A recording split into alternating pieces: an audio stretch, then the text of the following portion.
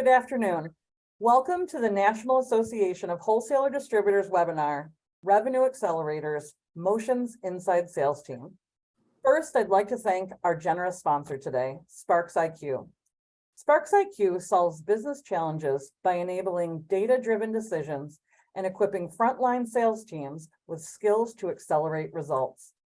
Working closely together since 2014, Sparks IQ and NAW partner to support its distribution members with innovative and insightful solutions and resources like today's webinar to accelerate the business performance. I'm very excited to welcome our guests, David Bowders, CEO of Sparks IQ, and Ali Hasham, VP of Sales at Motion.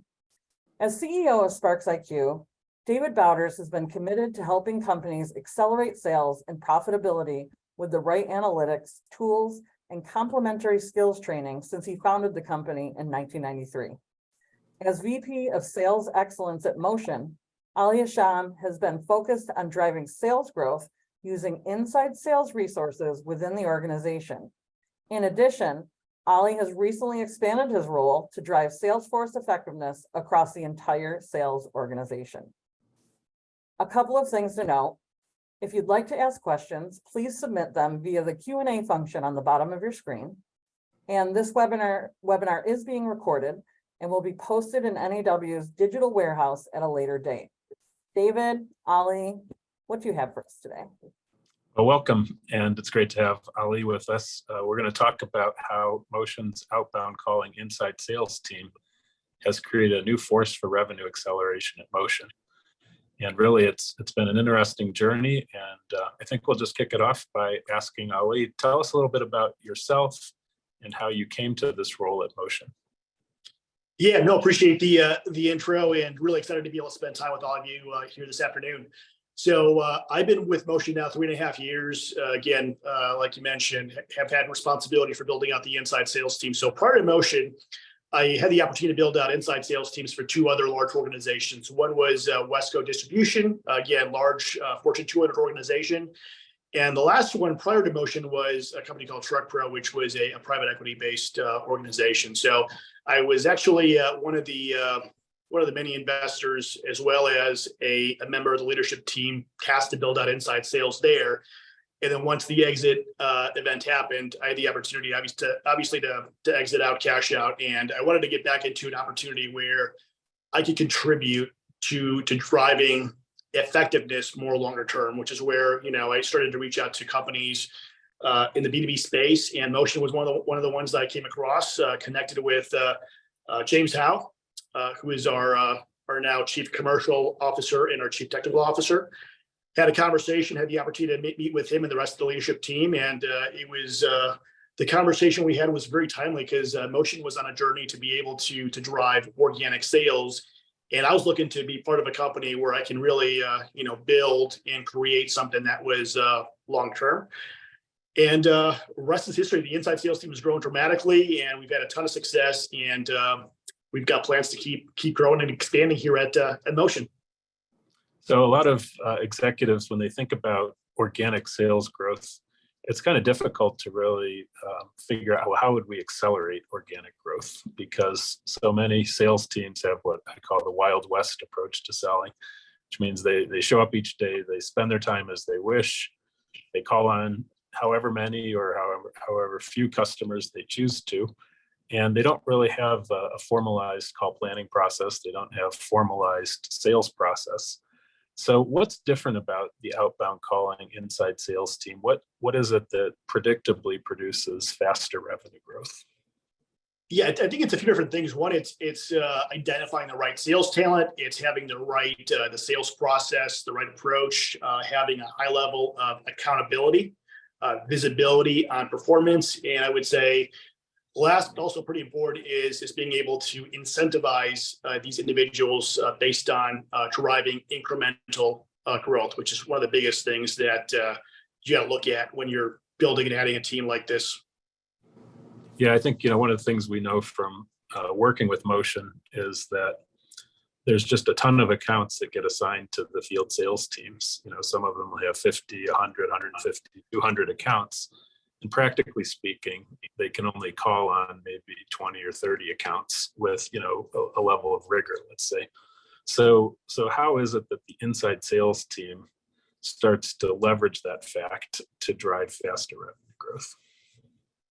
Yeah, I think, David, to your point, I mean, they may not be able to get to or touch all those accounts. So really having some type of sales coverage, again, in this case, it being more of a virtual sales model, allowing us to be able to develop that relationship with those individuals by phone, being able to create the ability to create a sense of understanding their needs, our capabilities, how we can truly add value. I think all those things coming together, I think, becomes a good starting point. In many cases, we realize the customer had no visibility to some of the capabilities that we had built from a service and product standpoint, which is where, great things happen.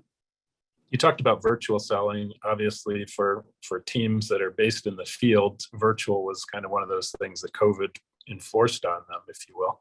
Customers were locking them out of the office and that sort of thing. But what is it about let's say the outbound calling, centralized call team that gives you greater call velocity, gives you greater, let's say, management capability in that type of a context? Yeah, that's a really good question, David. I mean, the biggest thing is, you have the ability to reach a much larger base of customers, and you also have the ability to approach that customer base with a very low cost to serve. So if you think about the cost per sales call, which obviously you need to factor in the B2B distribution world, that's important.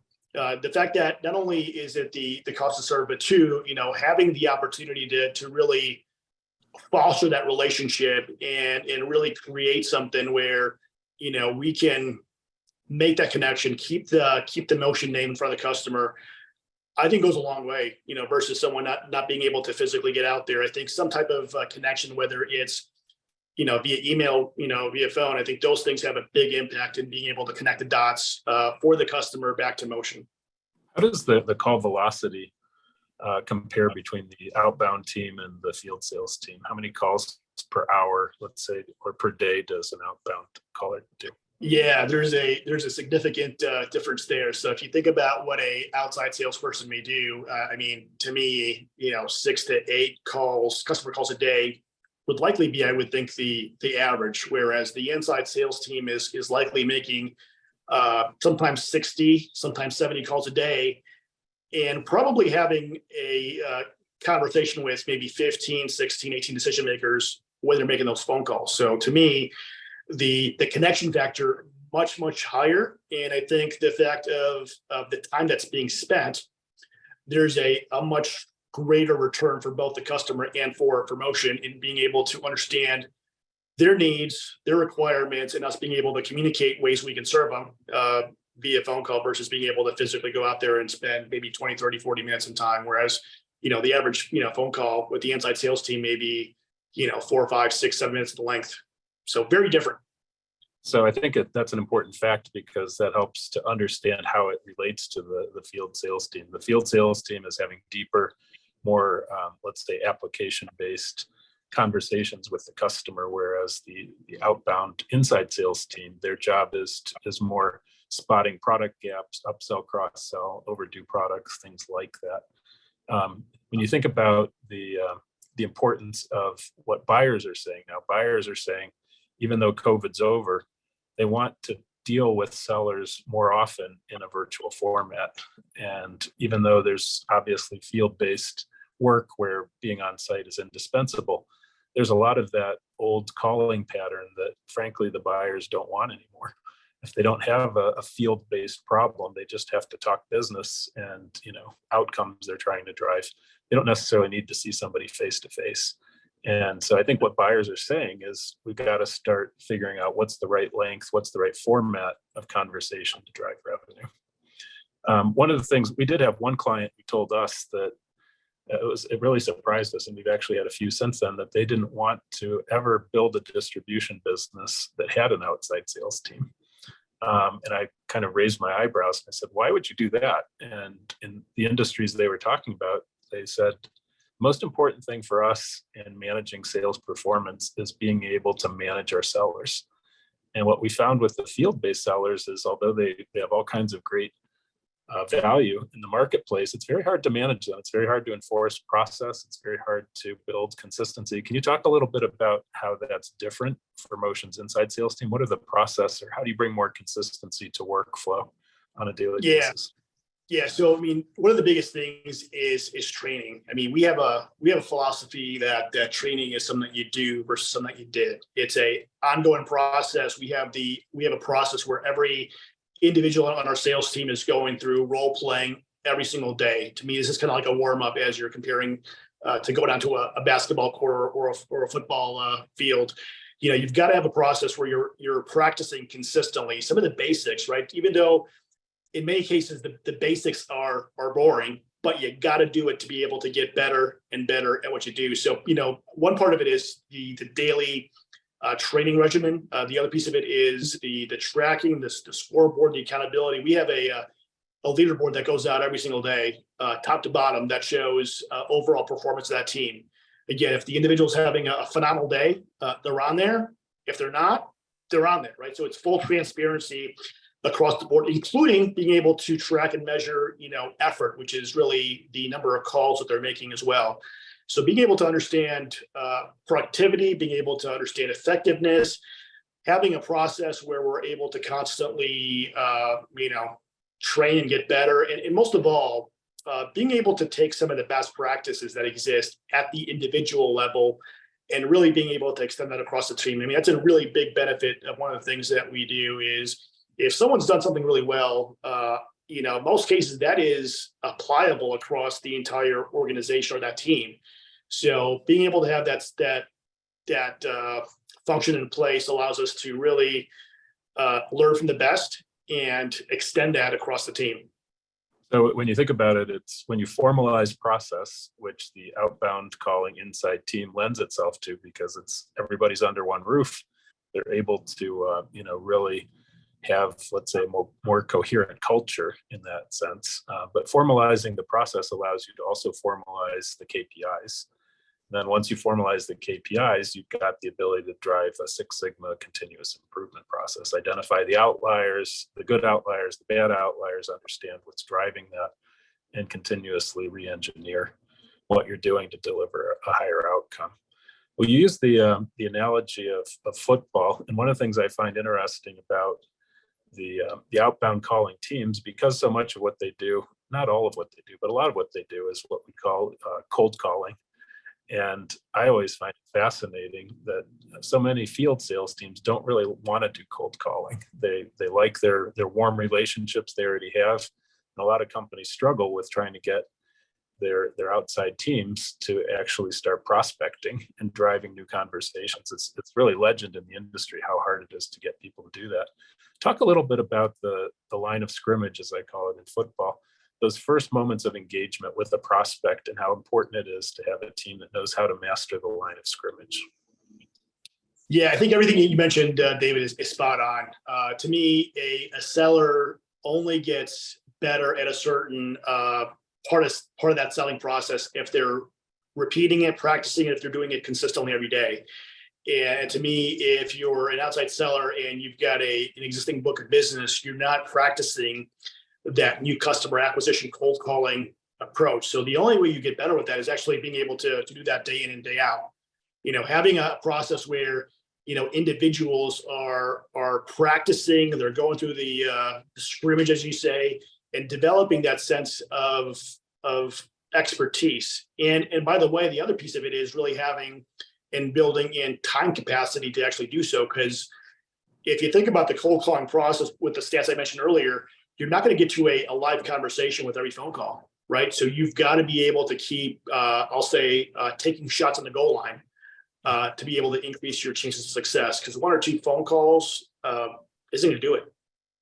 Yeah, I think, just the odds when you're doing that type of cold calling, it's hard. And, people watching a football game, seeing the line of scrimmage to an untrained eye, looks like they're just banging heads and pushing back and forth. But to those who really understand what's going on, you understand timing, you understand footwork, you understand how people are working together, or splitting up and things like that. All of those different choices that are being made. It's when you really shine, let's say, a bright light on the first 10 seconds of a cold call. What happens in the first 10 seconds, and how do the great callers, great sellers master those early seconds in order to drive the conversations? Can you talk just a little bit about that? What are some of the keys to success at the line of scrimmage in a cold call? Yeah, I think most folks get to the point where they spend way too much time talking on the front end versus being able to take a step back and asking the right open-ended questions. To me, that's the biggest thing, right? You want to spend as much time listening as possible versus being able to sell, right? You got to be able to understand the customer's needs, opportunities, challenges that they're going through, things that keep them up at night. And the more you're able to understand those, again, by asking a ton of open-ended questions, the better you have the ability to present an offering that supports the customer to succeed and to really be productive. I remember when I was doing cold calling in college, and one of the hardest parts about it was you might only get 15 people. I was going door to door, and in a 5-hour period, that's what's my daily routine was, doing 5 hours of banging on doors. You learn very quickly that your job wasn't to argue with people. Your job wasn't to try to teach them things. Your job was to quickly read the situation, understand whether they would be a good prospect or not. You talk a little bit about how that works for you guys. How do you read a call to know whether it's worth allocating time to or whether you need to just move on?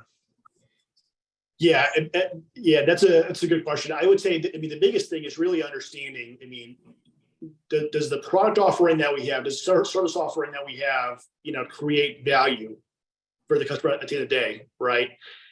And to me, that's the biggest thing. If a customer is not fully aligned with the products that they're buying consistently, that aligned to the portfolio and the inventory that we have, it's not going to be a fit, right? And to me, the other piece of it is do they see us being able to add value into the equation, or do they just simply see us as a price play? To me, the fact is, when you have a sales team, you are spending time, money, energy, being able to create a long-standing relationship with a customer, and you got to really be sure that that investment of time, right? We're going to see a return again, on both sides, both for the customer as well as for the distributor, for sure. So we talked about how these are different kinds of sellers. They have to be comfortable with rejection. They have to be able to have a fair amount of resiliency, just because the odds of cold calling. Where do you find people like that? How do you hire the people who will, if you train them effectively and plug them into a good system, will succeed? Yeah, a few different places. There's obviously LinkedIn is a source I'm sure everybody taps into. I think understanding talent, I think, is important. To me, it's not just about having the product knowledge being the only factor of having an effective salesperson. I think, to me, it's two different things. One is desire. What does the individual's desire, look like to succeed? And two, do they have the work ethic to be able to grind it out every single day? I think it's two different things. We've had folks on the team that have had zero product knowledge, zero sales training before they came on board, but the training process that we put in place, the structure that we put in place, some of those individuals have thrived. And again, the biggest piece of it, I will say, is the one word: desire. Does the individual, have a desire to be successful? Does the individual have a desire to be able to want more, in their career? And I think if that's there, most likely the work ethic will follow. And if you have those two together, to me, you've got a sales team that is unstoppable. Yeah, one of the things that we've done working together is to deploy hiring assessments. Can you talk about the importance of hiring assessments that can help you to make sure your odds of success are greater? Yeah, I think that's been a huge game changer for us too. Having candidates go through that, I'll call it the sales DNA assessment that you guys provide, has enabled us to really have very little turnover in the role, a much higher level of success the first few months in. And I mean, some of the indicators that are on there, talk about, does the individual have a sense of accountability? Is the individual coachable? Does the individual have a high level of desire and motivation? And to me, I think all those things are super important. I think those are some of the things that we look at in the beginning. If the scores are low, right, or zero in those areas, the chance of the individual being successful are very low. And it's interesting because although you're using the hiring assessment to screen for talent selection and to set let's say, tilt the tables in your favor, over time, as you've grown this from just a few individuals up to, I believe, around 70 plus now, you're actually building a culture within the company because of who you let into the tent and also how you train them once they're in the tent. Can you talk about the culture that's developed at Motion? Yeah, we have a mantra on the inside sales team where we talk about the fact that this is a play to win culture. We love to win, we hate to lose, and we've got a team that really support others in their journey to succeed. So it's not a individual based culture. If someone's doing really well, we have a lot of our individuals on the team step up to lend a hand to help others succeed. I mean, to me, sales is a team game. You can't go solo and be successful. You got to be able to leverage your sales ecosystem to really have a way to succeed that's long term and that's sustainable. How important is it to train in sales skills as opposed to product training, in your opinion? To me, I think the sales skills is a much bigger part of it. Like I said, when we started building out the team, a lot of the individuals that we brought on board had no experience from a product standpoint. But again, they knew how to follow up. They knew how to ask the right questions. They knew what resources they could pull in to be able to address any gaps that they had, whether it was technical knowledge, whether it was things around logistics and inventory. They knew how to be able to successfully, coordinate a successful sales call. And I think that's where some of the best succeed is they are able to visualize and easily connect the dots on, where we can really succeed. And to me, it's not about resources either. It's about resourcefulness. How resourceful is the individual, and how aggressive are they in tapping into their sales ecosystem? Because that's huge. Yeah, I remember in our hiring assessment, one of the key attributes that we look for is figure it out factor. That is, how do they navigate uncertainty or ambiguity, and can they find their way to the target even when things get messy or ambiguous? One of the things that I think we've learned through training the Motion outbound sellers is the importance that you actually start to build a process through your sales training program. It's not necessarily a science project where you have to do all kinds of crazy flow charts and things like that, although that can be important. It's really about training people how to manage their prospecting, how do you manage opportunities in the pipeline, and then how do you strategically manage accounts over time as they develop into more mature relationships. Have you seen the outbound sellers start to become more formalized in the way they do things? Can you really plug and play your outside sellers at this point, your outbound callers? Yeah, I think we've developed the right playbook. I think everything that we've done, we've got a process to be able to get better and better at what we do. There's not a sense of arrogance even today. We're about 3 years into this inside sales program. We're having, terrific growth. We're still never satisfied in terms of where we're at. So it's always a way and a process of constantly getting better, constantly innovating what we do, and really making sure we keep adding to that playbook. And in that playbook, I think once you develop it, it becomes really easily extendable across any type of sales resource that's out there. To me, the basic framework is what it is, right? You got to connect the framework to the individual, and once those two connect, and the structure is there overall, to me, that's where you can drive sustainable sales growth regardless of what the economy is doing. Do you see the traditional customer service rep ever migrating into this outbound calling team successfully, or is it really a different type of person who's a CSR? We can. One of the individuals that we brought on board in that first year was a customer service rep. She had zero knowledge in terms of sales training. She'd never gone through sales training before. She had very limited product knowledge, but the one thing she had was desire. And when you have an individual that's got desire and you surround them with, the right sales onboarding approach, you surround them with the right structure, you have a sense of accountability, and you're building a culture to win. To me, that's where, again, it does not matter what the individual has done before. So you can take a CSR, you can take any type of role, and as long as those fundamental pieces are there, they can succeed. Although that was the end of your statement, that is an important caveat, right? Which is you have to make sure you screen for that. A lot of companies have been frustrated because they try to redeploy, just drag and drop let's say their CSRs into this outbound calling role. Sometimes they have leftover time that they want them to start making some outbound calls. But I think they find over and over again that you need to give this thing the proper process, and you need to dedicate resources to it rather than just, opportunistically trying to reallocate people. So I think that was an important lesson. Well, I think we're running up on time, but we do have some time for a few questions. Patty, you want to tell us what questions are out there? Absolutely. Thank you both for all the information. We do have a question from our audience, and it asks, or the person, in some industries, revenue, the delivery, shows up 3 to 6 weeks later than written business, the sale. In your daily posting, do you track and post written business or revenue? There's a specific...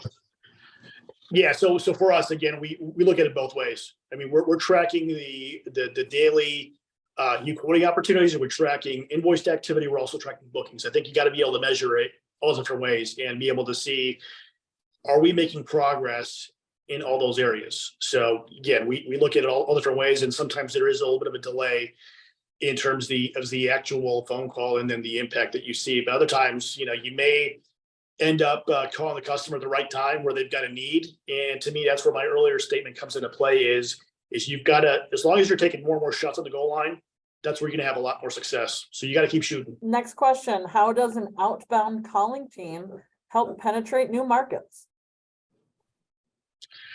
Yeah, this is a really good one. I mean, this is a lot of the things that we've done with the inside sales team. Initially, we're really going after existing opportunities. So if you're looking at really, going after, let's say, new customer segment, new geography, this is the team that can really kind of give you that laser focus that you need to get to that end result. If you've got someone that's a generalist, they'll have okay success. But if you've got an individual that's dedicated to supporting a specific territory, a specific customer segment that you've never gone after, to me, that's where you're going to have, again, long-term success. So as you're going after new markets, really, really important to be able to dedicate that individual to that particular new market that you want to go after, and stick with it. You may not get that result right away, that first month, second month in, but you got to keep trying. You got to be able to be positioned to make those minor adjustments until you're able to see that success. So it's a combination of both.